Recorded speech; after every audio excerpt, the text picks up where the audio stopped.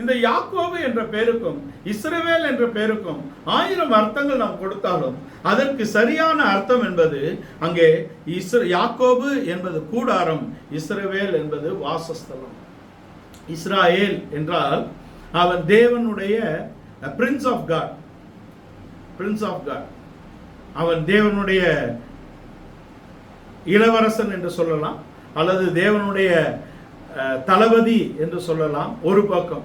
இன்னொரு பக்கம் தேவன் இவனுக்கு பலனான அரணாக தளபதியாக இருக்கிறார் என்று சொல்லலாம். God is his prince.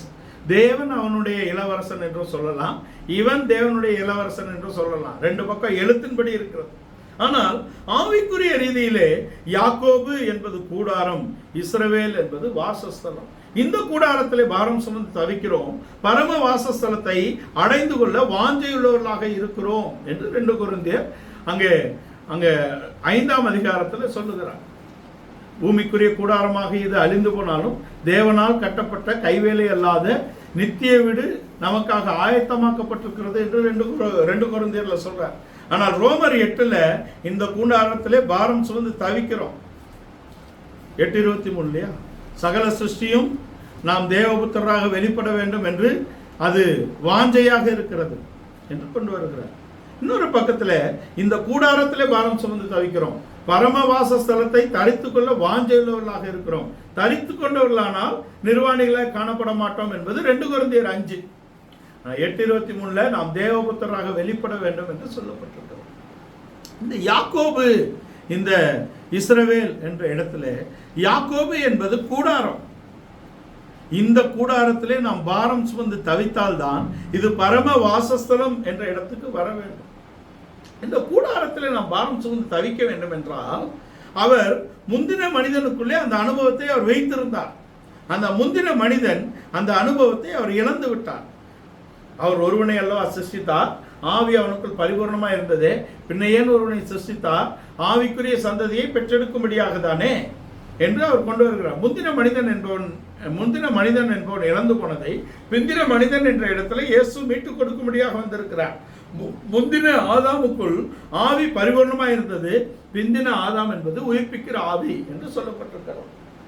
இந்த ஆவியின் நிறைவை மனிதன் இழந்து போனான் என்ற இடத்திலும், தேவனோடு உள்ள உறவை மனிதன் இழந்து போனான் என்ற இடத்திலும், தேவன் கட்டளையிட்ட பிரமாணங்களை அவன் மீறி மரணத்துக்கு உட்பட்டு விட்டான் என்ற இடத்திலும் இயேசு கிறிஸ்து நாம் ஒவ்வொருவரையும் நிறைவு என்ற இடத்துக்கு கொண்டு வரும்படியாக மனிதனாக அவர் வந்திருக்கிறார் என்பதை தான் நாம் கற்றுக்கொள்ள போகிறோம்.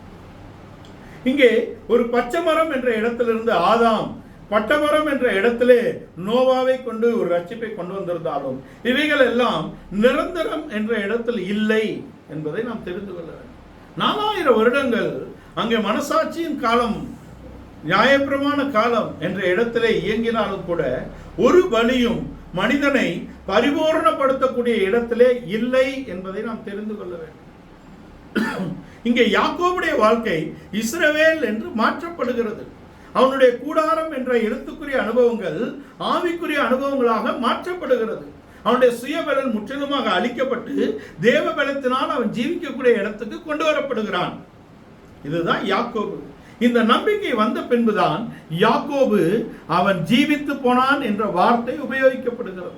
மரணம் இல்லை என்ற அனுபவத்துக்கு அவன் கொண்டு வரப்படுகிறான்.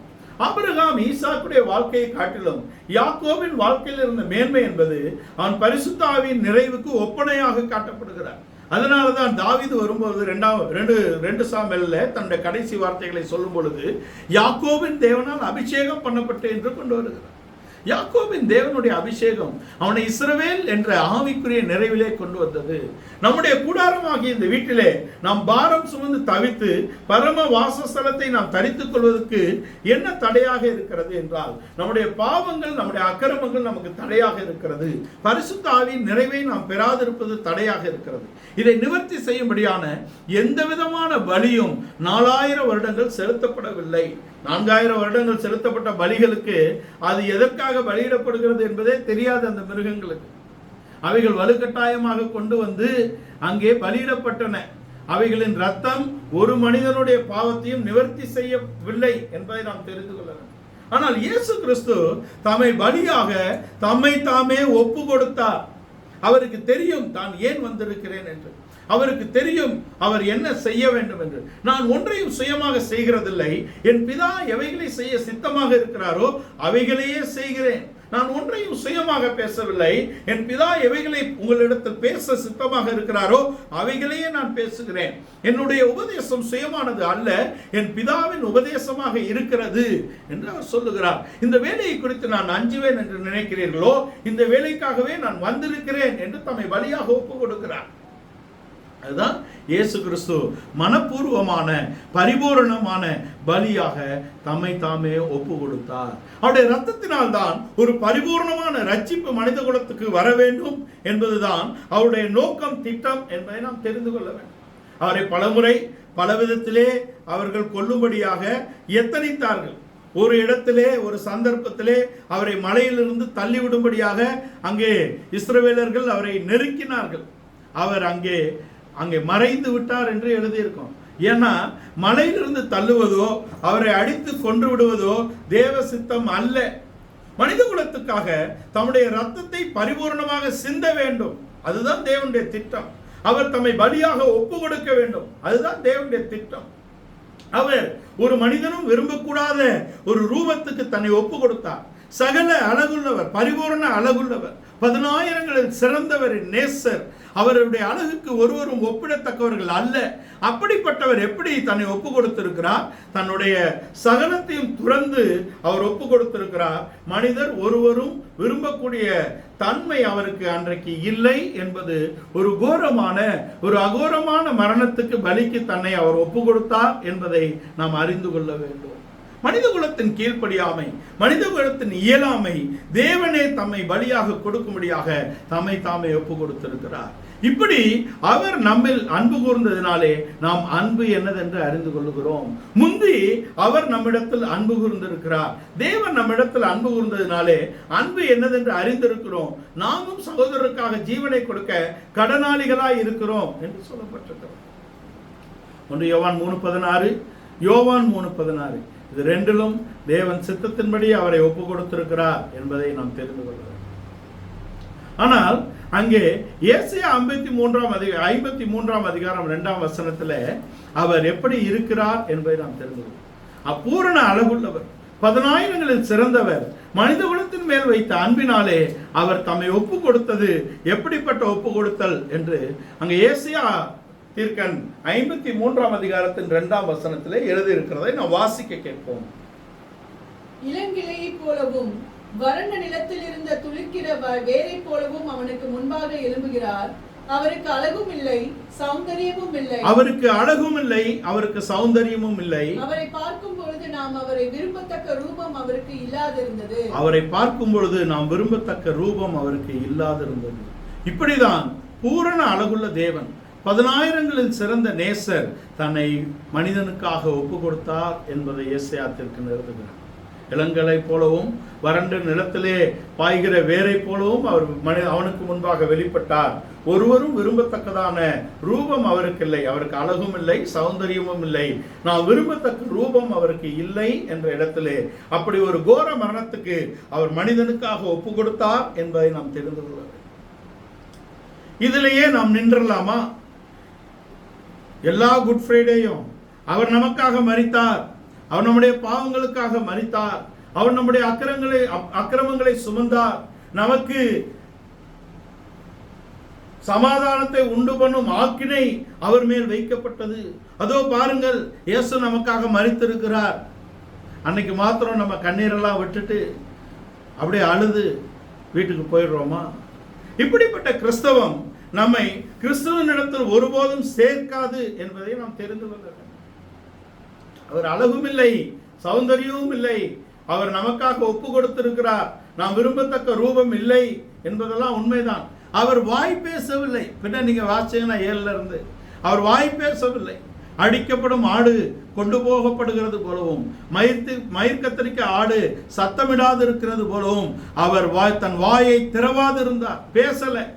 அதான் உண்மையான தாழ்மை. உண்மையான தாழ்மை என்பது நம்மை நீதிகரிக்காதபடிக்கு நம்மேல் சொல்லக்கூடிய அநியாயமான குற்றச்சாட்டுகளை ஏற்றுக்கொள்ளக்கூடிய இடத்திலே நாம் வாய் பேசாமல் இருப்பதுதான் தாழ்மை. நாம் நம்முடைய நீதியை சொல்வது தாழ்மை அல்ல என்று இயேசு வெளிப்படுத்தினார். இந்த தன்மைகளை நாம் அடைந்து கொள்ளும்படியாக தான் பரிசுத்தாவின் நிறைவு நமக்கு கொடுக்கப்படுகிறது. இயேசு கிறிஸ்து மரித்ததினாலே நம் பாவங்கள் நீக்கப்பட்டது, நம் அக்கிரமங்கள் நீக்கப்பட்டது, நாம் அவருடைய ராஜ்யத்துக்குரியவர்களாக ரட்சிப்பு என்ற இடத்துல வந்தோம். நம்முடைய ஜீவன் நித்திய ஜீவன் என்ற இடத்துக்கு மாற்றப்பட்டிருக்கிறது. புதிதான ஜீவனை நாம் பெற்றுக்கொண்டோம், பரிபூர்ண ஜீவனுக்காக போகிறோம். எல்லா வார்த்தைகள் நன்மையா நல்லதாக இருக்கிறது. ஆனால் அதன் நிறைவை நாம் பெறுவதற்கு அவர் என்ன செய்திருக்கிறார்? நம்முடைய ரத்தத்தினாலே நம்மை சுத்திகரித்திருக்கிறார். நம்முடைய வசனத்தினாலே ஒரு சுத்திகரிப்பை நமக்குள்ளே உண்டு பண்ணி இருக்கிறார். பரிசுத்தாவினாலே ஒரு சுத்திகரிப்பை நமக்குள்ளே கொண்டு வருகிறார் என்பதை நாம் தெரிந்து கொள்கிறோம். அவர் இப்ப அழகும் இல்லை, ரூபமும் இல்லை என்ற இடத்திலே அவர் அங்கே பலியாக்கப்பட்டிருக்கிறார் என்பதை நாம் தெரிந்து. இப்ப பலியாக்கப்பட்ட அவருடைய பலியினாலே அந்த பலி ஒரு பரிபூர்ணமான ஒரு விடுதலையை மனித குலத்துக்குள்ளே கொண்டு வருகிறது. ஏனென்றால் 4000 வருடம் இவர்கள் செலுத்தின பலி பிரமாணங்கள் அவர்களை முழுவதுமாக விடுதலையாக்கவில்லை. ஏனென்றால் பலியாக்கப்பட்ட மிருகத்துக்கும் ஒரு ஐடியா இல்லை. அது ஏன் கொண்டு வருகிற மனப்பூர்வமாகவும் கொண்டு வரப்படவில்லை.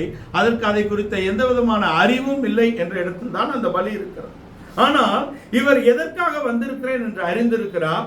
தம்மை தாமே பரிபூர்ணமாக இந்த பலியாக்குதலுக்கு அவர் ஒப்பு கொடுக்கிறார். அவருடைய ரத்தத்தினாலே நாம் பரிபூர்ணமாக சுத்திகரிக்கப்படுகிறோம். நாம் பாவம் இல்லாத, அவர் பாவம் இல்லாதவர், அவர் பாவம் செய்யாதவர், அவர் பாவம் அறியாதவர் என்ற சாட்சி அங்கே யோவான் அப்போஸ்தலனும் பேதுரு அப்போஸ்தலனும் அங்கே பவுல் அப்போஸ்தலனும் கொடுக்கிறார்கள். அவரிடத்தில் பாவம் இல்லை, அவர் பாவம் அறியவில்லை, அவர் பாவம் செய்யவில்லை என்ற சாட்சி இருக்கிறது. இந்த சாட்சியோடு இருக்கக்கூடிய பாவம் இல்லாத, பாவம் அறியாத, பாவம் செய்யாத இயேசு நம் ஒவ்வொருடைய பாவங்களுக்காக தம்மை பலியாக்கும்படியாக தம்மை தாமே அவர் ஒப்பு கொடுத்திருக்கிறார். இந்த வேலையை கண்டு நான் அஞ்சுவேனோ, இதற்காகவே நான் வந்தேன் என்று அதை தைரியமாக எதிர்கொள்ளக்கூடிய இடத்திலே இருக்கிறார். அங்கே எபிரேயருக்கு எழுதின நிருபம் 2ஆம் அதிகாரத்தின் 14 முதல் வசனங்களில் சொல்லப்பட்டிருக்கிறது. ஜீவ காலம் எல்லாம் மரண பயத்தினால் பீடிக்கப்பட்டிருந்த மனிதனை அவர் விடுதலையாக்கும்படியாக அவர் மரணத்தை ஜெயித்து ஒவ்வொரு மனிதனுக்காகவும் மரணத்தை அவர் ருசி பார்த்தார் என்று எழுதப்பட்டிருக்கிறது. ஒவ்வொரு மனிதனுக்காக அவர் மரணத்தை ருசி பார்த்திருக்கிறார். அவர் மரணத்தை விழுங்கி இருக்கிறார் என்று தீமோத்தேயுக்கு பவுல் எழுதுகிறார். அவர் மரணத்தை பரிகரித்தார் என்று எழுதப்பட்டிருக்கிறது. அவர் மரணத்தை பரிகரித்தார், அவர் மரணத்தை விழுங்கினார், அவர் மரணத்தை ஜெயித்தார். இந்த ஜெயம் எப்படி எழுதப்பட்டிருக்கிறது? அவர் பலகீனராய் சிலுவையில் அறையப்பட்டு தேவனுடைய பலத்தினாலே அவர் உயிரோடு எழுப்பப்பட்டிருக்கிறார் என்று 2 கொரிந்தியர் 16ஆம் அதிகாரத்திலே அவர் எழுதுகிறார். 2 கொரிந்தியர் 16. அவர் பலகீனராய் சிலுவையில் அறையப்பட்டு தேவனுடைய பலத்தினாலே அவர் உயிரோடு எழுந்திருக்கிறார் என்று எழுதப்பட்டிருக்கிறது. 1 கொரிந்தியர் 16ஆம் அதிகாரம் இல்லை, 2 கொரிந்தியர் 13ஆம் அதிகாரம் 4ஆம் வசனம். 2 கொரிந்தியர் 13:4. ஏனெனில் அவர் பலவீனத்தால் சிலுவையில் அறையப்பட்டிருந்தும் தேவனுடைய வல்லமையினால் பிழைத்திருக்கிறார். அப்படி நாங்களும் அவருக்குள் பலவீனராய் இருந்தும் உங்களிடமாய் விளங்கிய தேவனுடைய வல்லமையினால் அவருடனே கூட பிழைத்திருப்போம். பலமுள்ளவனாக சிருஷ்டிக்கப்பட்ட மனிதன் பலகீனனாக போய்விட்டான். ஏனென்றால் பலமுள்ள ஒருவன் அவனை பலகீனப்படுத்தி விட்டான். இவர் அதை காட்டிலும் பலமுள்ளவர், சர்வ வல்லவர். மேலான பலன் தேவனுக்குள்ளே இருக்கிறது. தன்னுடைய பலனினாலே, மேலான பலத்தினாலே அவர் தன்னை பலகீனராக ஒப்பு கொடுத்து பலமில்லாத மனித குலத்தை அவர் ஜெயத்துக்கு கொண்டு வருகிறார். பலமுள்ளவனாக சிருஷ்டிக்கப்பட்ட மனிதன் பலன் இல்லாதவனாக போய்விட்டான். பலமுள்ளவன் என்ற இடத்திலே சத்துரு இருக்கிறான். அங்க வல்லமை இருக்கிறது.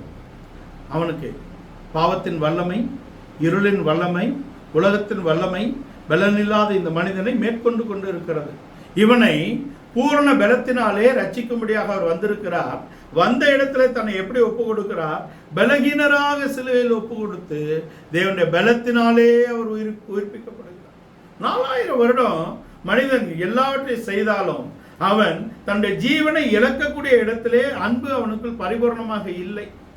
இவர் தம்முடைய ஜீவனை நமக்காக கொடுத்ததினாலே நாம் அன்பு என்னதென்று அறிந்து கொள்கிறோம். அங்க ரோமருக்கு எழுதின 5ஆம் அதிகாரத்தின் 6, 7, 8 வசனங்கள்ல நாம் பலகீனராய் இருக்கும் பொழுது, நாம் அவருக்கு சத்துருக்களாய் இருக்கும்போது, நம்முடைய இருதயத்திலே நாம் திடனற்றவர்களாக இருக்கும்போது, கிறிஸ்து நமக்காக மரித்ததினாலே நாம் அன்பு என்னதென்று அறிந்து கொள்ளுகிறோம் என்று எழுதுகிறார். 6, 7, 8 வசனங்களை வாசிப்போம். அன்றையும் நாம் பலனற்றவர்களாய் இருக்கும் போதே குறித்த காலத்தில் கிறிஸ்து அக்கிரமக்காரருக்காக நாம் பலனற்றவர்களாய் இருக்கும் பொழுது குறித்த காலத்திலே கிறிஸ்து அக்கிரமக்காரருக்காக மரித்தார் என்று 6ஆம் வசனத்தில் எழுதப்பட்டிருக்கு. ரோமர் 5:6. 7ல நீதிமானுக்காக ஒருவன் மரிக்கிறது அரிது, நல்லவனுக்காக ஒருவேளை ஒருவன் மரிக்க துணிவான். நீதிமானுக்காக ஒருவன் மரிப்பது அரிது என்றால் நீதிமானுக்காக ஒருத்தனும் மரிக்க மாட்டான் என்று அர்த்தப்படுகிறது. அரிது அரிது. நல்லவனுக்காக ஒருவேளை ஒருவன் மரிக்கலாம். ஆனால் நாம் பாவிகளாய் இருக்கையில் கிறிஸ்து நமக்காக மரித்ததினாலே தேவன் நம்மேல் வைத்த தமது அன்பை விளங்க பண்ணுகிறார். நாம் பாவிகளாய் இருக்கையில் கிறிஸ்து நமக்காக மரித்ததினாலே தேவன் நம்மேல் வைத்த அன்பை அவர் விளங்க பண்ணினார்.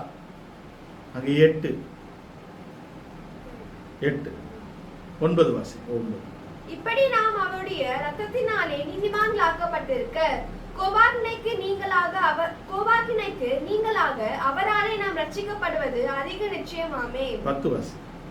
நாம் தேவனுக்கு சத்துருக்களாய் இருக்கையில் அவருடைய குமாரனின் மரணத்தினாலே அவருடனே ஒப்புரவாக்கப்பட்டோமானால், நாம் தேவனுக்கு சத்துருக்களாய் இருக்கையில் அவருடைய குமாரனுடைய மரணத்தினாலே அவருடைய ஒப்புரவாக்கப்பட்டோமானால், ஒப்புரவாக்கப்பட்ட பின் நாம் அவருடைய ஜீவனாலே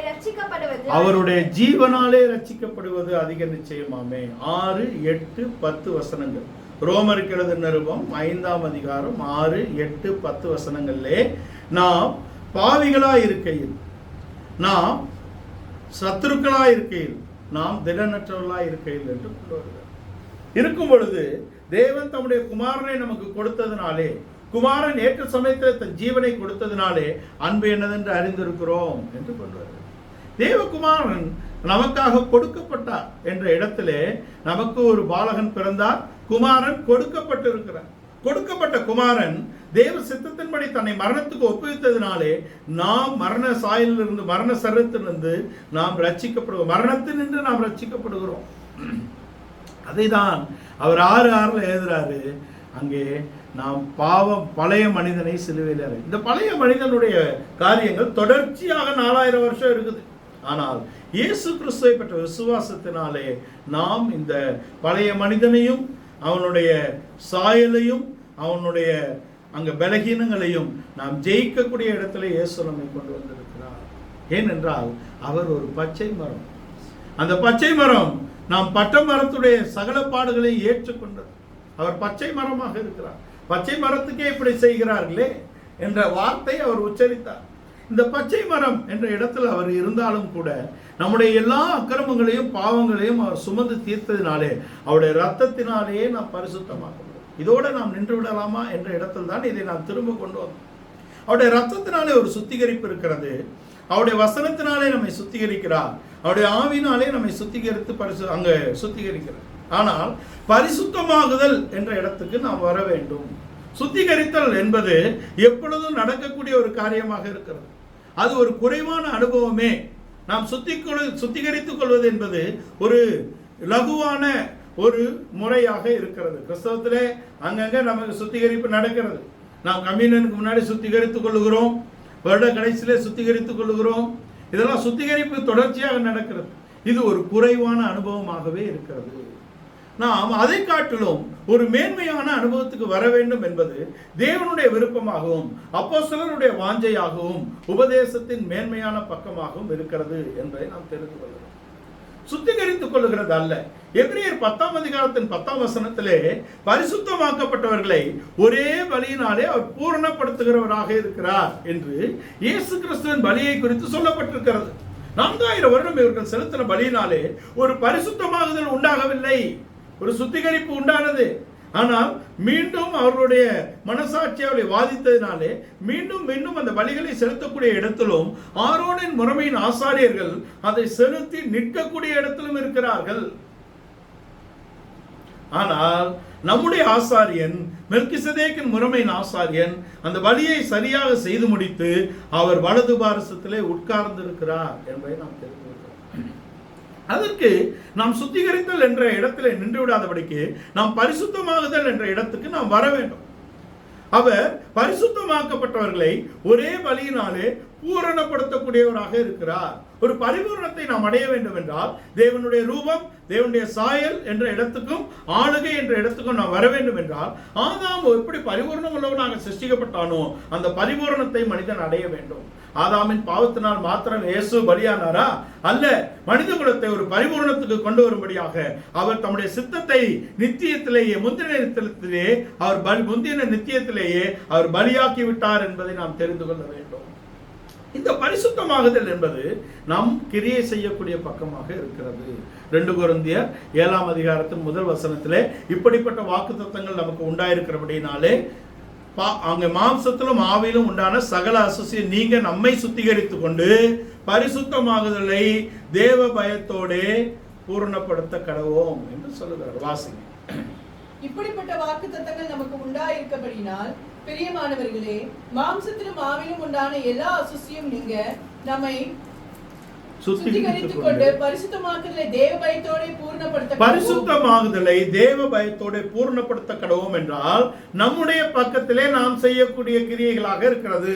அவருடைய ரத்தத்தினாலே நம்மை சுத்திகரித்திருக்கிறார், அவருடைய வசனத்தினாலே நம்மை சுத்திகரித்திருக்கிறார், அவருடைய ஆவியினாலே நம்மை சுத்திகரித்திருக்கிறார். இப்பொழுது பிரயாசத்தினாலே நாமும் தேவனோடு இணைந்து பிரயாசப்படக்கூடிய இடத்தில் தான் ஒரு பரிசுத்தமாகுதல் நமக்கு கிடைக்கும்.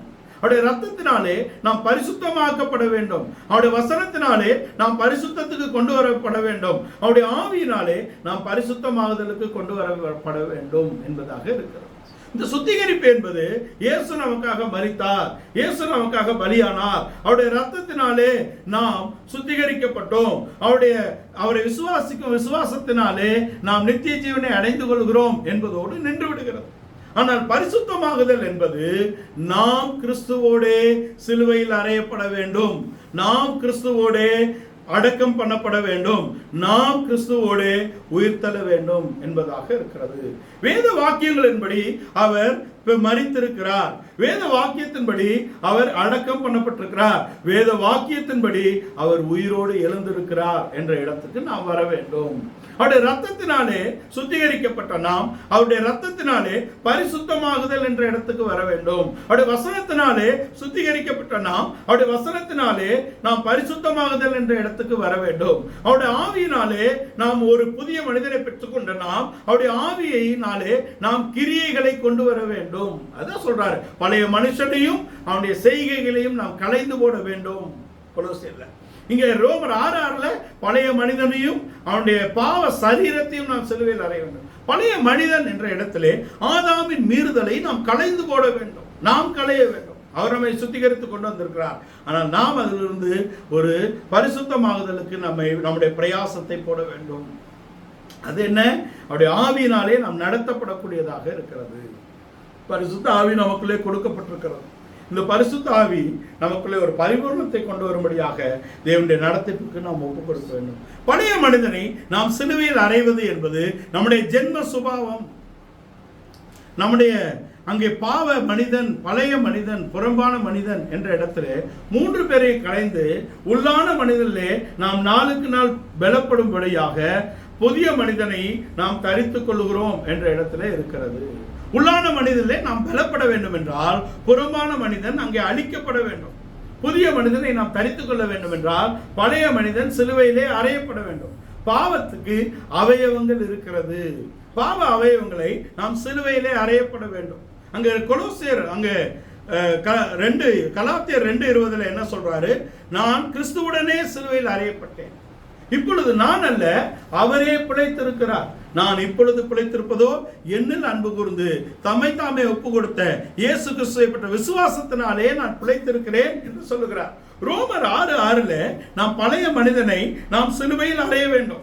ரோமர் 6:6 பழைய மனிதனை சிலுவையில் அறைந்த நாம் கலாத்தியர் 5:24 நம்முடைய கிறிஸ்துவுடையவர்கள் தங்கள் ஆசை இச்சைகளை சிலுவையில் அறைந்திருக்கிறார்கள். கிறிஸ்துவுடையவர்கள் தங்கள் ஆசை இச்சைகளை சிலுவையில் அறைய வேண்டும். ஆனால் கலாத்தியர் 6:14 நான் உலகத்துக்கு சிலுவையில் அறையப்பட்டிருக்கிறேன், உலகம் எனக்கு சிலுவையில் அறையப்பட்டது. இது எல்லாத்துக்கும் துவக்க புள்ளி எல்லாவற்றுக்கும் மேலானது என்பது கலாத்தியர் 2:20. அதான் மெயின். சுயம், நான், ஐ. When I comes, there starts a illness. இல்லையா? ஐ என்ற சுயம்தான் எல்லா பாவத்துக்கும், எல்லா வியாதிக்கும், எல்லா மரணத்துக்கும் அங்கே ஆரம்பமாக இருக்கிறது. விழுந்து போன தூதனாலே தான் மனிதனுக்குள்ளே இந்த சுயம் ஒரு விழிப்பையும் ஒரு பலத்தையும் பெற்றுவிட்டது. அவன் எப்படி விழுந்து இருக்கிறான்? நான் நான் நான் என்று 5 முறை சொல்லுகிறான். ஏசாயா 14. நான் ஏறுவேன், நான் ஒப்பாவேன், நான் என் சிங்காசனத்தை போடுவேன், நான் சர்வ வல்லவருக்கு ஒப்பாவேன் அப்படின்னு நான் என்ற சுயம் அவனில் தான் முழுவதும் வெளிப்பட்டது. சிருஷ்டித்தவருக்கு தன்னை கீழ்ப்படுத்தாதபடிக்கு சிருஷ்டிகரை எதிர்த்து நின்ற விழுந்து போன ஒருவனாலே ஆலோசனை பெற்ற மனிதன் இன்றைக்கு சுயத்துக்கு ஆட்கொண்டு விட்டான். சுயம் அவனை ஆட்கொண்டு நடத்தக்கூடிய இடத்துல இருக்கிறான். இவனுக்கு ஒரு ரட்சிப்பையும் ஒரு சுத்திகரிப்பையும் கொண்டு வந்து தேவன் ரட்சிப்பில் அவனை கொண்டு வந்து அவனுடைய ஜீவனை நித்திய ஜீவன் என்ற இடத்துல கொண்டு வந்திருக்கிறான். அதை புதிதான ஜீவனாக மாற்றிக்கொள்ள வேண்டும். அந்த ஜீவன் பரிபூர்ணப்படும்படியாக இயேசு வந்திருக்கிறார். இப்ப இயேசுவோடு அவன் தன்னை சிலுவையில் அறையும்படியாக ஒப்பு கொடுக்க வேண்டும். தன்னுடைய பழைய மனிதனை அவன் சிலுவையில் அறைய வேண்டும். தன்னுடைய ஆசை இச்சைகளை அவன் சிலுவையில் அறைய வேண்டும். உலகம் அவனுக்கு சிலுவையில் அறையப்பட்டிருக்க வேண்டும். அவன் உலகத்துக்கு சிலுவையில் அறையப்பட்டிருக்க வேண்டும். நான் என்ற சுயத்தை முதலாவது அவன் சிலுவையிலே அறைய வேண்டும். சிலுவையில் அறைவது என்றால் என்ன? இதுவரைக்கும் நம்ம குட் ஃப்ரைடேல ஒரு கிறிஸ்தவம் ஓடுகிறது. அவர் நமக்காக மரித்தார், அவர் நமக்காக சிலுவையில் அறையப்பட்டார். இதையே பார்த்து நாம் காலத்தை ஓட்டுவது என்பது நாம் ரட்சிப்போடு நின்றுவிடக்கூடிய ஒரு பரிதாபமான நிலையாக இருக்கிறது. இது நம்மை புதிய வானம் என்ற இடத்துக்கு கொண்டு வருவதுதான் முடியும். அதற்கே அதிலே ஆபத்து இருக்கிறது என்பதை நாம் தெரிந்து கொள்ள வேண்டும். அதுக்கு அடுத்த கட்டத்துக்கு வர வேண்டும் என்றால் தேவனுடைய ஆவி, கிறிஸ்துவனுடைய ஆவி என்ற இடத்திலே வசனத்தினாலே நாம் சுத்திகரிக்கப்பட வேண்டும். யோவான் 6:63 மாம்சம் ஒன்றத்துக்கு உதவாது, நான் சொன்ன வசனமே ஆவியாயும் ஜீவனாயும் இருக்கிறது என்று சொன்ன கிறிஸ்துவின் ஆவி என்றும் தேவனுடைய ஆவி என்றும் பரிசுத்தமுள்ள ஆவி என்றும் ரோமர் 1:5 சொல்லப்பட்ட தேவனுடைய ஆவி, கிறிஸ்துவின் ஆவி, பரிசுத்தமுள்ள ஆவி என்ற இடத்திலே வசனத்தினாலே நாம் சுத்திகரிக்கப்படுகிற மாத்திரமல்ல, வசனத்தினாலே பரிசுத்தமாகுதலை நாம் பெற்றுக்கொள்ள வேண்டும். அது சிந்தையில் பரிசுத்தம். நம்முடைய சிந்தையில் இருக்கக்கூடிய பழைய மனிதனுடைய எண்ணங்கள், சுயமனிதனுடைய எண்ணங்கள், உலகத்தின் எண்ணங்கள் எல்லாவற்றையும் நாம் களைந்து அவருடைய வசனத்தினாலே நம்முடைய மனது நிரப்பப்பட்ட இடத்திலே நாம் வர வேண்டும். சரீரத்திலே நாம் கிறிஸ்துவோட சிலுவையில் அறையப்பட வேண்டும். கிறிஸ்துவோட சிலுவையில் அறையப்படும்படியாக நம்முடைய சித்தத்துக்கு புறம்பான தேவ சித்தத்துக்கு நம்மை ஒப்பு கொடுக்க வேண்டும். ஒருவன் என்னில் அன்பு கூர்ந்தால் என்னை பின்பற்றி வர கடவன். எப்படி பின்பற்றணும்? தன் தகப்பனையும் தன் தாயையும் தன் சகோதரனையும் தன் சகோதரியும் தன் கணவனையும் தன் பிள்ளையும் தன் மனைவியும் தன் பிள்ளையும் தன்னைத்தானும் வெறுத்து தன் சிலுவையை எடுத்துக்கொண்டு என்னை பின்பற்ற கடவன். அப்படிப்பட்டவன் தான் எனக்கு சீஷனாக இருக்க முடியும் என்றால் இவை எல்லாவற்றை காட்டிலும் கிறிஸ்துவில் அன்பு கூறக்கூடிய பக்கமாக இருக்கிறது. அவர் நம்மில் அன்பு கூர்ந்தது போல நாம் சகோதரர்கள் அன்பு கூற வேண்டும். அவர் நம்மில் அன்பு கூர்ந்தது போல நாம் தேவனில் அன்பு கூற வேண்டும். முழு மனதோடும் முழு வெலத்தோடும் முழு இருதயத்தோடும் தேவனில் அன்பு கூறக்கூடிய பக்கமாக இருக்கிறது. இதற்கு நம்முடைய பழைய மனிதனை சிலுவையில் அறையக்கூடிய இடத்திலே நாம் ஒப்பு கொடுக்க வேண்டும். இந்த சிலுவையிலே எப்படி கிறிஸ்துவின் கரங்களோடு நம்முடைய கரங்கள் இணைக்கப்பட்டு அடிக்கப்படுகிறது, கிறிஸ்துவின் கால்களோடு நம்முடைய கால்கள் இணைக்கப்பட்டு அடிக்கப்படுகிறது. கை என்பது கிரியை, கால் என்பது நடக்கை. என்னை அன்பு கூறுகிறவன் என்பவன் என்னிடத்தில் உள்ளவைகளை கேட்டு அவைகளின்படி செய்கிறவனாக இருக்கிறான், என்னுடைய அடிச்சுவடுகளை பின்பற்றி என் பின்னே நடக்கிறவனாக இருக்கிறான் என்று இயேசு சொல்லுகிறார். அவரோடு சிலுவையில் அடையப்படுவது என்பது கிறிஸ்துவோடு நம்முடைய கிரியைகளுக்கு நாம் மரித்து கிறிஸ்துவோடு கூட இணைக்கப்பட்டு கிறிஸ்துவின் கிரியைகளை நடப்பிக்கக்கூடியவர்களாக நாம் மாறுகிறோம். கை என்பது நாம் கிரியை செய்யக்கூடிய பக்கம், கால் என்பது நாம் நடக்கக்கூடிய பக்கமாக இருக்கிறது. என் நேசர் போன பாதையிலே நான் நடக்கக்கூடிய வாழ்க்கை, என் நேசர் செய்த கிரியைகளை நான் செய்யக்கூடிய ஒரு வாழ்க்கை என்பது நாம் கிறிஸ்துவோடு சிலுவையில் அறையப்படக்கூடிய வாழ்க்கையாக இருக்கிறது. நான் கிறிஸ்துவோடு சிலுவையில் அறையப்பட்டிருக்கிறேன். இந்த கிறிஸ்துவோட சிலுவையை அறையப்படக்கூடிய இடத்துல ஆணிகள் இருக்கிறது. இந்த ஆணிகள் தான் நாம் தேவனுக்காக செய்யக்கூடிய தீர்மானங்கள், நாம் தேவனுக்காக எடுக்கக்கூடிய பிரதிஷ்டைகள். இதிலே நாம் உறுதியாக இருக்க வேண்டும்.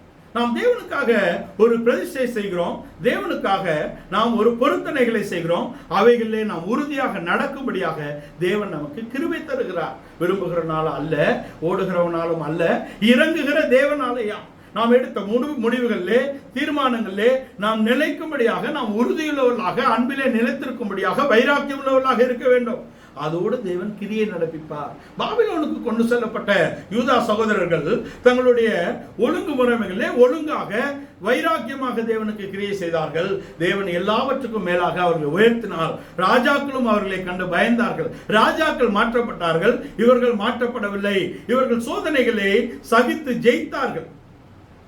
ரெண்டு பக்கம் இருக்கு.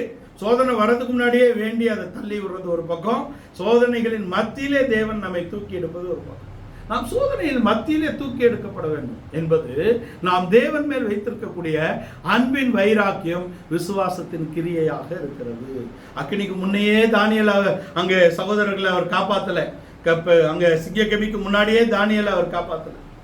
அனனியா, அசரியா, மிஷாயேலை அக்கினிக்கு முன்னையே காப்பாத்திட்டாரா? இல்லை, அக்கினியின் மத்தியிலே அவளை காப்பாற்றினார். நாம் உபத்திரவங்களின் மத்தியிலே நாம் தேவனை நோக்கி பார்க்கக்கூடிய ஒரு வாழ்க்கை. அதுக்கு இயேசு முன்னுதாரணமாக இருக்கிறார். அவர் மனிதனாக இருக்கும் பொழுது அவரை இந்த மரணத்தின் சோகம் அங்கே வாட்டினது என்பது போல காணப்பட்டாலும் அது தேவ சித்தமா என்பதை தெரிந்து கொள்வதற்காக தான் இந்த பாத்திரம் என்னை விட்டு நீங்க கூடுமானால் நீங்கட்டும், ஆனாலும் என்னுடைய சித்தத்தின்படி அல்ல, உம்முடைய சித்தத்தின்படியே ஆக கடவது என்று தன்னை ஒப்புக் கொடுக்கிறார். நாம் தேவனுடையவர்களானால் நம்முடைய பழைய மனிதனை, நம்முடைய பாவ மனிதனை சிலுவையில் அறைந்து தேவ சித்தத்தை பரிபூர்ணமாக செய்யும்படியாக நம்மை ஒப்பு கொடுக்கக்கூடிய இடத்திலே நாம் இருக்க வேண்டும். கிறிஸ்துவுடனே சிலுவையில் அறையப்பட்டேன், ஆனாலும் பிழைத்திருக்கிறேன் என்பது நான் அல்ல. நான் என்ற சுயம் கிறிஸ்துவோட சிலுவையில் அறையப்பட்டு விட்டது. இப்பொழுது நான் பிழைத்திருப்பதோ என்னில் அன்பு கூர்ந்து தம்மை தாமே எனக்காக ஒப்பு கொடுத்த இயேசு கிறிஸ்துவைப்பட்ட விசுவாசத்தினாலே நான் பிழைத்திருக்கிறேன். கிறிஸ்து இயேசுவைப்பட்ட விசுவாசத்தினாலே நான் பிழைத்திருக்கிறேன். இப்ப சிலுவையில் அறைந்தாகிவிட்டது. இயேசுவோடு என் கரங்கள் அங்கே சேர்க்கப்பட்டு விட்டது. இயேசுவோடு என் கால்கள் சேர்க்கப்பட்டு விட்டது. ஆனா இப்ப 3 பிரச்சனை இருக்கு. என்ன? என்னுடைய கண்கள் திறந்திருக்கிறது, என் காதுகள் திறந்திருக்கிறது, என் வாய் திறந்திருக்கிறது, நான் யார் என்ற அடையாளம் இன்னும் வெளிப்படையாக இருக்கிறது. இந்த 4 பிரச்சனை இருக்கு. இப்பொழுது கண்களினாலே பாவம் கிரியை நடப்பிக்கிறது, காதுகளினாலே பாவம் கிரியை நடப்பிக்கிறது, வாயினாலே நாம் கிரியை நடப்பிக்கிறோம். இப்ப நான் என்ற அடையாளமும் அங்கே இருக்கிறது. யார் தொங்குறா? இன்னார்தான் தொங்குறாருன்னு தெரியும். அவர் யாரு? மெத்த படித்தவர், மிகவும் சாதித்தவர். உலகத்தில் அவர் யார் தெரியுமா?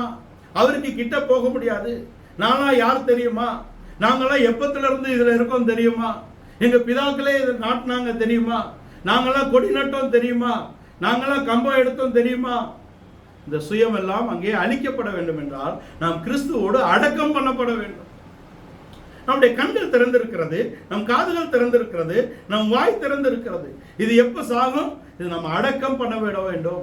கிறிஸ்துவோடு மரித்து சிலுவையில் அறையப்பட்ட நாம் கிறிஸ்துவோடு மரித்து அடக்கம் பண்ணப்பட வேண்டும். கிறிஸ்துவோட சிலுவையில் அறையப்பட்டிருக்கிறேன், இப்பொழுது கிறிஸ்துவோடு மரித்து அடக்கம் பண்ணப்படுகிறேன். சுயம், இந்த சுயம் முற்றிலுமாக அழிய வேண்டும். இந்த சுயத்தை, நான் என்ற சுயம் முற்றிலுமாக அழிய வேண்டும். பழைய மனிதன், பாவ மனிதன் என்ற இடத்துல பாவ மனிதனை சிலுவையில் அறைந்து விட்டோம். இப்பொழுது சுயத்தை நாம் அழிக்க வேண்டும். அப்புறம் பரிசுத்த ஆவியின் அபிஷேகம் நமக்கு கொடுக்கணும். அவர் பலகீனராய் சிலுவையில் அறையப்பட்டு தேவனுடைய பலத்தினாலே உயிரோடு எழுப்பப்பட்டிருக்கிறார். பரிசுத்தமுள்ள ஆவினாலே உயிரோடு எழுப்பப்பட்டிருக்கிறார். அங்கே 1:5 ரோமர் 1:5 பரிசுத்தமுள்ள ஆவினாலே உயிரோடு எழுப்பப்பட்டிருக்கிறார். ரோமர் 8:11 கிறிஸ்து இயேசுவை உயிரோடு எழுப்பின ஆவி பரிசுத்த ஆவி.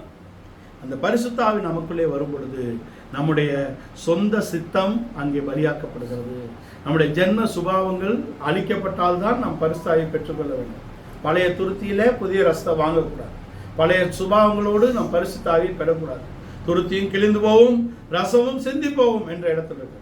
இப்போ அங்க ரத்தத்தினாலே பரிசுத்தமாக்கப்பட்டு, வசனத்தினாலே பரிசுத்தமாக்கப்பட்டு, பரிசுத்த ஆவியினாலே தேவ சித்தம் செய்யும்படியாக நம்மை ஒப்பு கொடுக்க வேண்டும். இப்ப கிறிஸ்து இயேசுவை உயிரோடு எழுப்பின ஆவி நமக்குள்ளே வர வேண்டும். வந்தால்தான் நான் உலகத்துக்கு சிலுவையில் அறையப்பட்டிருக்கிறேன், உலகம் எனக்கு சிலுவையில் அறையப்பட்டிருக்கிறேன். நான் எழுத்தின்படியான உலகத்தை நான் சொல்லவில்லை. அதை சொன்னால் நம்ம இங்கிருந்து போயிடணும்.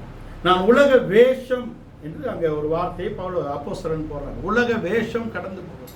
உலகத்தின் வேஷம், the worldliness, not the literal world what I am talking about. worldliness, உலகம் என்று நான் குறிப்பிடக்கூடியது உலகத்தின் வேஷம். இதை நாம் கலைத்து போட வேண்டும். கொலோசியர் 3:5 வரைக்கும் இந்த தன்மைகள் எழுதப்பட்டிருக்கிறது. விபச்சாரம், வேசித்தனம், காம விகாரம். இதை தான் நம்ம மாம்சத்தின் கிரியைகள்னு சொன்னோன்னே இந்த 3 தான் ஆவிக்குரியவர்களுக்கு அங்கே ஞாபகம் வருது. ஆனால் அதுக்கு பின்ன இருக்குது சண்டைகள், பொறாமைகள், வாக்குவாதங்கள், இதெல்லாம் இருக்குது. இதில் எதிராவது சிக்கிறோம் நம்ம. இவைகளை எல்லாம் கலைந்து தன்னை சிஷ்டித்தவுடைய சாயலுக்கு ஒப்பாக பூரண அறிவை அடையும்படிக்கு புதிதாக்கப்பட்ட புதிய மனிதனை தரித்துக் கொள்ள வேண்டும். கிறிஸ்துவோட சிலுவையில் அறையப்படுகிறோம், கிறிஸ்துவோட மரிக்கிறோம், கிறிஸ்துவோட அடக்கம் பண்ணப்படுகிறோம். அப்படி இருந்தால் நாம் கிறிஸ்துவோட உயிர் தழுவோம் என்ற நம்பிக்கைக்கு நாம் அழைக்கப்படுகிறோம். கிறிஸ்து பலகீனராய் சிலுவையில் அறையப்பட்டு தேவனுடைய பலத்தினாலே உயிரோடு எழுப்பப்பட்டார். மாம்சத்தின்படி தாவீதின் சந்தையில் பிறந்தவரும் மரித்தோடு உயிரோடு எழுந்ததினாலே பலமாய் ரூபிக்கப்பட்ட தேவகுமாரனுமாய் இருக்கிறார். கிறிஸ்து இயேசுவை உயிரோடு இருப்பின ஆவி உங்களுக்குள் வாசமாயிருந்து உங்கள் சாவுக்கு இனமான இந்த சரீரங்களை உயிர்ப்பிக்கக்கூடியதாக இருக்கிறது. அப்பொழுதுதான் நாம் சொல்லலாம், மரணமே உன் கூர் எங்கே, பாதாளமே உன் ஜெயம் எங்கே. மரணத்தின் கூர் பாவம், பாவத்தின் பலன் நியாயப்பிரமாணம். நம்முடைய கர்த்தராகிய இயேசு கிறிஸ்துவினால் நமக்கு ஜெயத்தை கொடுக்கிற பிதாவை ஸ்தோத்திரிப்போம் என்று சொல்லலாம். பச்சை மரமாக சிருஷ்டிக்கப்பட்ட மனிதன் பட்டமரம் என்ற இடத்துக்கு போய்விட்டான். பட்டமரத்தையும் கீழ்ப்படுத்தி அவனுடைய குடும்பத்தை அவர் ரட்சிக்கக்கூடிய இடத்திலே இருக்கிறார். நோவா என்ற ஒரு மனிதனாலே அவனுடைய முழு குடும்பமும் ரட்சிக்கப்பட்டது என்ற இடத்திலே தேவன் யாரை கொண்டு ரட்சிப்பை கொண்டு வந்தாலும் கூட அது ஒரு பரிபூர்ணத்தை கொண்டு வரவிடவில்லை. 2500 வருடம் மனசாட்சியின் காலத்திலே இந்த பூர்ணம் வரவில்லை. 1500 வருடம் நியாய பிரமாணத்தின் பலிகளினாலே பிரமாணங்களினாலே இந்த பரிபூர்ணத்தை மனிதன் அடைந்து கொள்ளவில்லை. தேவன் தாமே தம்முடைய குமாரனை நம்மில் அன்பு கூர்ந்து ஒப்பு கொடுத்ததினாலே, அவர் தம்முடைய ரத்தத்தை பரிபூர்ணமாக மனித குலத்துக்கு சிந்தினதினாலே இந்த ரட்சிப்பை நாம் பெற்றிருக்கிறோம். இந்த விலையேற பெற்ற ரட்சிப்பு, விலையேற பெற்ற அவருடைய ரத்தத்தினாலே நாம் பெற்றிருக்கிறோம். பூர்ண அழகுள்ளவர் நமக்காக அழகை இழந்திருக்கிறார். அழகும் இல்லை, சௌந்தரியமும் இல்லை, மனிதர்கள் எண்ணத்தக்க ஒரு நிலவரம் இல்லை என்ற இடத்திலே கிறிஸ்து தம்மை ஒப்பு கொடுத்ததினாலே நாம் ஜீவனுக்கு உட்பட்டிருக்கிறோம். கிறிஸ்து தம்மை ஒப்பு கொடுத்தார். அவர்கள் அழகும் இல்லை, அவர்கள் சௌந்தரியமும் இல்லை, நாம் விரும்பத்தக்க ரூபம் அவருக்கு இல்லை. பூரண அழகுள்ளவர், 10,000ங்களில் சிறந்த நேசர் நமக்காக தம்மை ஒப்பு கொடுத்தார். அவருடைய ரத்தத்தினாலே நாம் மீட்கப்பட்டிருக்கிறோம். அவருடைய ரத்தத்தினாலே நாம் சுத்திகரிக்கப்பட்டிருக்கிறோம். அவருடைய ரத்தத்தினாலே நாம் பரிசுத்தமாகுதலை அடைந்து கொள்ள வேண்டும். அவருடைய வசனத்தினாலே நாம் மீட்டுக் கொள்ளப்பட்டோம். அவருடைய வசனத்தினாலே நாம் சுத்திகரிக்கப்படுகிறோம். அவருடைய வசனத்தினாலே நாம் பரிசுத்தமாகுதலை அடைந்து கொள்ள வேண்டும். அவருடைய ஆவியினாலே நாம் புதிதாக்கப்பட்ட புதிய மனிதனை தரித்துக் கொண்டே மாத்திரமல்ல, அவருடைய ஆவியினாலே நாம் உயிர்ப்பிக்கப்படுகிறோம். அந்த நித்திய ஆவியினாலே நாம் சத்தியரை அறிந்து கொள்கிறோம். அந்த நித்திய ஆவினாலே அவருடைய சித்தத்திலே நடத்தப்படுகிறோம். அவருடைய நித்திய ஆவினாலே நாம் பரிசுத்தமாகுதலை அடைந்து கொள்ள வேண்டும். பரிசுத்தமாக்கப்பட்டவர்களை ஒரே பலியினாலே அவர் பூரணப்படுத்தும்படியாக தம்மை தாமே அவர் பலியாக்க கொடுத்திருக்கிறார். இந்த காலை வேளையிலே கிறிஸ்து மரித்தார் என்று நின்று விட வேண்டாம், கிறிஸ்து உயிர்த்தார் என்று நின்று விட வேண்டாம். அவரோட சிலுவையில் அறைய ஒப்பு கொடுப்போம், அவரோட மரிக்க ஒப்பு கொடுப்போம், அவரோட அடக்கம் பண்ண ஒப்பு கொடுப்போம். அப்படி நாம் ஒப்பு கொடுத்தோமானால் வேத வாக்கியத்தின்படி பிறந்து, வேத வாக்கியத்தின்படி மரித்து, வேத வாக்கியத்தின்படி அடக்கம் பண்ணப்பட்டு, வேத வாக்கியத்தின்படி அவர் உயிரோடு இருந்தது போல அவரோட மரணத்தின் சாயலில் இணைக்கப்பட்டால் அவரோட உயிர்த்தெழுதலின் சாயலிலும் நாம் இணைக்கப்படுவோம் என்ற நம்பிக்கைக்கு நாம் வருவோம். ஜீவ காலம் எல்லாம் மரண பயத்தினால் பீடிக்கப்பட்டிருந்த மனிதனை விடுதலையாக்கும்படியாக அவர் பிள்ளைகள் மாம்சமும் ரத்தமுமாய் இருக்கிறது போல தாமும் மாம்சமும் ரத்தமுள்ளவராக வந்து நம் ஒவ்வொருவருக்காக நம்முடைய வேதனைகளை சகித்தார், நம்முடைய பாடுகளை சுமந்தார், நம்முடைய அந்த கட்டுகளை அவர் அவிழ்க்கும்படியாக விரும்பினார், நம்மை விடுதலையாக்கும்படியாக அவர் விரும்பினார், நமக்கு சமாதானத்தை கொண்டு வரும்படியாக தம்மை ஒப்பு கொடுத்தார். நம் ஒவ்வொருவருக்காகவும் அவர் மரணத்தை ருசி பார்த்திருக்கிறார். அப்பொழுதுதான் நாம் சொல்லலாம், கிறிஸ்துவோடு நாம் இணைந்தால், கிறிஸ்துவோடு நாம் சிலுவையில் அறையப்பட்டால், கிறிஸ்துவோடு நாம் மரித்தோமானால், சுயம் அவருக்காக சிலுவையில் அறையப்பட்டால், பழைய மனிதன் பாவ மனிதன் அவரோட சிலுவையில் அறையப்பட்டால், நாம் உலகத்துக்கும் உலகம் நமக்கும் சிலுவையில் அறையப்பட்டு நாம் கிறிஸ்துவோடு இணைக்கப்பட்டால் நாம் தைரியமாக சொல்லலாம், மரணமே உன் கூர் எங்கே, பாதாளமே உன் ஜெயம் எங்கே. மரணத்தின் கூர் பாவம், பாவத்தின் பலன் நியாயப்பிரமாணம். நம்முடைய கர்த்தராகிய இயேசு கிறிஸ்துவினால் நமக்கு ஜெயத்தை கொடுத்த பிதாவை ஸ்தோத்திரிப்போம். கிறிஸ்து மரித்தார் என்று நாம் நின்று விட வேண்டாம், அவருடைய மரணத்தின் சாயலிலே இணைக்கப்படுவோம். இந்த காலை வேளையிலே இந்த வசனங்களுக்கு முற்றிலுமாக நம்மை ஒப்பு கொடுப்போம்.